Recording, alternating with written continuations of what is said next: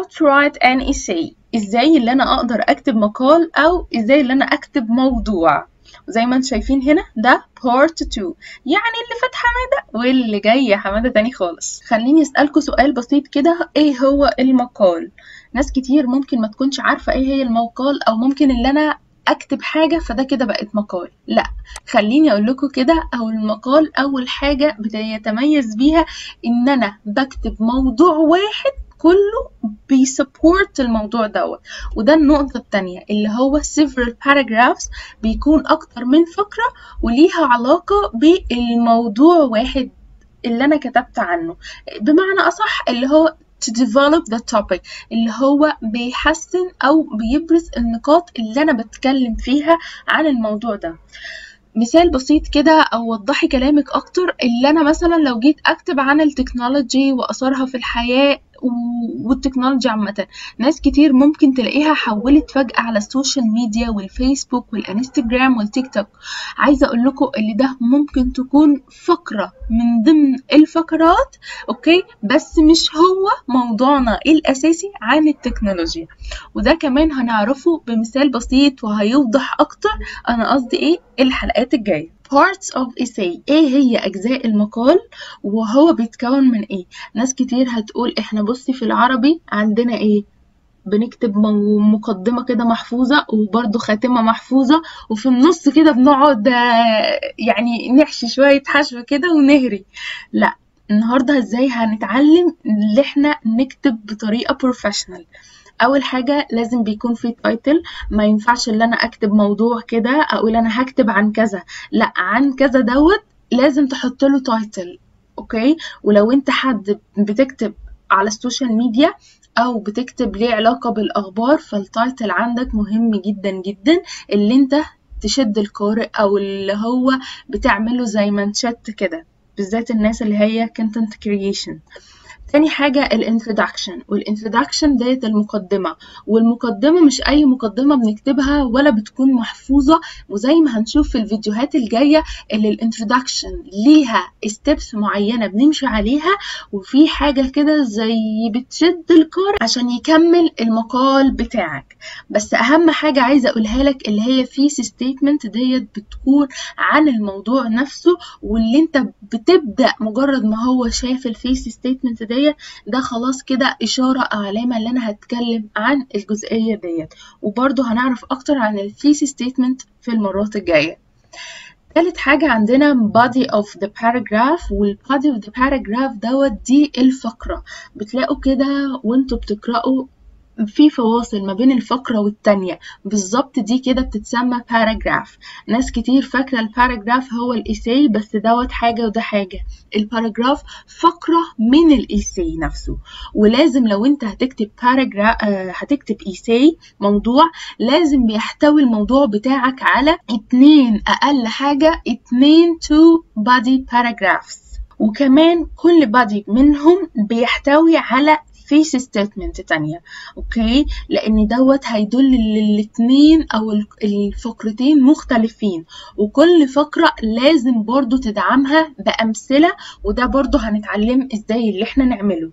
اخر حاجة طبعا بتكون الكونكلوجن اللي هي الخاتمة، والخاتمة ديت مش بتكون محفوظة زي ما الناس فاكرة، لا، انت بتعيد تاني او بتلخص باسلوب مختلف او بتعمل ملخص كده للي انت كتبته، اوكي. وبرضو بيكون ليها علاقة بالثيسيس اللي انت كتبتها اللي هي thesis statement. ده شكل بسيط كده او تخيل اللي انت ازاي تكتب يعني باراجراف. اول حاجة هنا ده بيكون الانترودكشن، والانترودكشن اتفقنا اللي هو بيحتوي على thesis statement. اول حاجة ده support topic، ده كده بيكون باراجراف، يبقى ده كده first و second و third. ده كده الباراجراف الأولاني بيحتوي على فقرة هتتكلم عن جزئية معينة بتفاصيلها، وكمان هندعمها بأمثلة. تاني فقرة مثلا support topic details and examples، والتالتة وآخر حاجة conclusion، وفيها بنلخص اللي فات كله. تمام. هديكم مثال بسيط على الموضوع دوت دلوقتي. لو انا مثلا هتكلم عن حياة غاندي، يبقى ده كده هيكون في introduction عن غاندي. supporting topic، السبورت توبيك بتاعي هنا او بتاع الباراجراف الاولاني انا هتكلم عن حياته مثلا وهو صغير ونشأته. تاني حاجة ممكن اتكلم فيها عن الدراسة بتاعته والحياة الجامعية وازاي هو درس. تالت حاجة ممكن اتكلم عن اعمال غاندي والانجازات اللي هو عملها. فانا اتكلمت عن غاندي، الموضوع الاساسي عن غاندي، الباراجراف او كل حاجة كانت من الباراجراف ليها موضوع معين بتسبورت، بتخدم الموضوع الاساسي بتاعي. وفي الاخر خالص اكيد هعمل conclusion عن اللي انا قلته كله. فده كده ببساطة مثال بسيط جدا، وهناخد برضو امثلة بالتوضيح في الفيديوهات الجاية لكل جزئية لان احنا هناخدهم باجزاء مفصلة. ايه هي بقى انواع المقالات؟ يعني ايه اشهر الانواع وايه الانواع لو انت عايز تاخد IELTS او TOEFL، ايه الانواع اللي معظمها بتيجي؟ illustration انت بتدي تفاصيل وبتدي عليها امثله. لو انت مثلا عايز تكون زي محمد صلاح لاعب الكوره، اوكي اكيد كلنا عارفينه، والستبس اللي هو خدها في حياته وبتدي مثال او نموذج عليه بالظبط. فانت بتشرح ازاي هو من لاعب محلي بقى لاعب دولي، اوكي. ازاي مثلا لاعب كوره بعد ما اعتزل بقى مدرب بقى مدرب، اوكي، او بقى مذيع في القنوات، اوكي، وبتدي امثله. فدوت كده الالستريشن.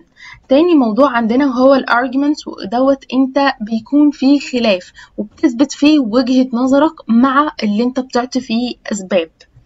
تالت موضوع وهو الكلاسيفيكيشن، والكلاسيفيكيشن اللي انت بتقسم المقال بتاعك لمواضيع جواه several points.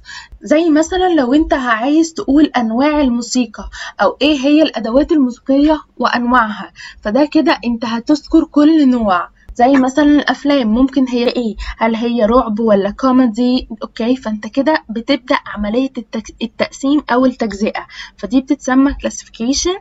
فانت بتقسم المقال بتاعك لعدة نقاط.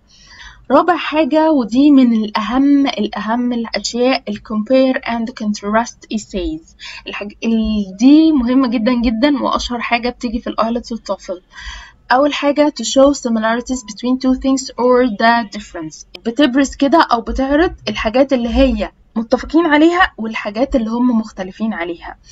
الأربع مواضيع دولت مختلفين تماما في طريقة وأسلوب الكتابة، تمام. بس أهم الحاجات اللي احنا بنكتبها وبنتعرض ليها compare and contrast essays، وأهم حاجة برضو بعديها arguments والillustration، أوكي. الكلاسيفيكيشن ممكن ما تكونش قوي إلا لو أنت كاتب محتوى. في برضو خامس حاجة ودي مهمة جدا جدا، cause and effect، وده السبب والنتيجة، وده أبسط مثال ليها وهي الاحتباس الحراري، سبب ونتيجة، تمام. في مواضيع تانية عندنا other different types of essays، وأول حاجة هناخدها اللي هي description. والdescription لو أنت عايز توصف مكان أو توصف event، ودوت برضو خاص بكتابة المحتوى. تاني حاجة عندنا narration like a story، لو أنت بتحكي قصة، يعني لو أنت عايز تحكي a success story فأنت كده narration، تمام. ثالث حاجة عندنا وهي البروسيس، يعني how to do something or how something happen، ازاي الشيء بيحدث. طريقة عمل الصلصة، طريقة عمل مكرونة اسباجيتي، طريقة عمل اي طبخة، فدي كده بروسيس، تمام. فازاي انت بتعمل الشيء. واخر حاجة وهي definition to define something، واللي انت بتعرف الشيء، ودوت هتلاقيه في معظم التعريفات. لو انت جاي تعرف شركة، لو انت عايز تعرف الصفحة بتاعتك، فده انت بتستخدمها كأذا content creation. آخر حاجة هقولها النهاردة وهي rules of the academic essays. ايه الرولز او ايه القواعد اللي احنا المفروض نمشي عليها في الacademic essays؟ أول حاجة اللي انت بتستخدم third person pronouns. طب ايه هي third person pronouns؟ اللي هي she وهي وit وthey وhim وher وhis، لأن انت مش بتخاطب رأيك الشخصي أو مش بتخاطب مجموعة، انت بتخاطب فئة معينة، هي أو هو هم. تمام. تاني حاجة we use we I you وme ديت كده first person pronouns، وديت بنستخدمها معظم الوقت أو دايما في الفورمال ايميل، بس ما بنستخدمهاش في المقالات. ولاحظوا دايما وانتوا بتقروا المقالات هتلاقوا اللي هم بيستخدموا third person pronouns وليست first person pronouns. Number 3 cite your source such as a codes names of resource. يعني بلاش تجيب كود أو حكمة أو مقولة أو حاجة أنت سارقها وتنسبها لنفسك، ما ينفعش دوت يحصل خالص. ولو في ايلتس وتوفل على فكرة بتنقص على الموضوع دوت. رابع حاجة اللي انت بتستخدم وأكيد دي كلنا عارفينها correct grammar and punctuation. آخر حاجة اللي انت تستخدمها وهي correct format. ومعنى ايه correct format؟ اللي احنا نستخدم الفورمات الصح لكل صيغة هنكتبها، سواء انت بتكتب cause and effect ولا بتكتب contrast essay ولا illustration ولا argument essay، فدوت كل حاجة وليهم الفورم أو الشكل بتاعهم. أنا كده خلصت الفيديو. حاجة أخيرة هقولها، المرة الجاية احنا هناخد حاجة أساسية بتجمع كل الفورمز ديت، هعلمك ازاي اللي انت تكتب بشكل صحيح، ازاي تخطف كده وتشد القارئ، حاجات أساسية وبتجمعهم ليهم كلهم. أشوفكم على خير في الحلقة الجاية.